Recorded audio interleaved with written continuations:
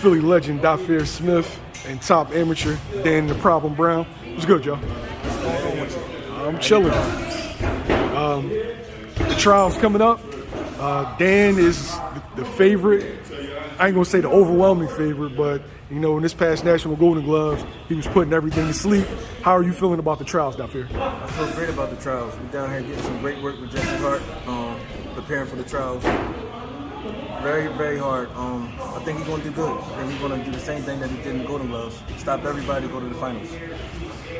Now, Dan, what does it mean for you to get work from a guy who was a title contender in like 3 different fights? A guy that's on world level for like the last 5 years. Man, it's everything. I really appreciate it. You know, it's just getting all the experience. He definitely came in, took me to school, but I learned a lot.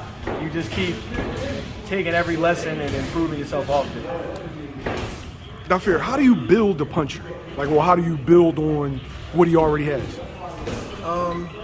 Just staying focused on everything we've been working on and making sure he's throwing his punches accurate and stuff like that. Don't look for it, just set it up. I'm just going to try to work on that. What would Dan Brown look like with the Dhafir Smith jab? Unbeatable. I'm talking about unbeatable. It's going to come. It's going to come. I've only been training for 2 years, so it's going to come. Now, you've been in there with the biggest punchers in the world, right? And you sparred Dan. Dan's looked at this biggest puncher in amateur boxing. Like, how does his power compare to, like, you know, the Arthur Beterbieves or, you know, your Sergey Kovalev? Oh, his power is up there. His power is up there with them. He punch hard just like Arthur Beterbiev. Just like him. Dan, hearing something like that, hearing him compare you to guys that's been on top, what does that mean to you? It feels great. It's you know, knowing that you have like world level power, you know, now you just gotta bring the skill up to match. You know what I'm saying? So just learn as much as I can and train every day so that you can make your skill just as good as your power. Do sometimes you lean on that power? For sure. I think in certain fights, sometimes you definitely can, because it's like, it's easy to fall in love with, you know, like you hit certain people, you're used to them dropping or being really affected.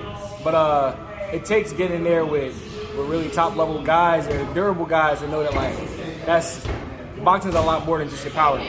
So you gotta have an all around game, you know, so the power, the combinations, the stamina, the jab, just be able to fight inside, outside, you gotta have a complete game.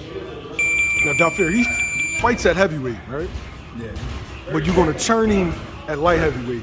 What is Dan Brown gonna look like against guys that are actually his size? A beast. An all-around beast. All-around beast. The TV gonna love him. The promoters gonna love him. I got a bunch of people trying to do something with him already. So once we get past these trials, Dan the Problem Brown will be in the scene in pros.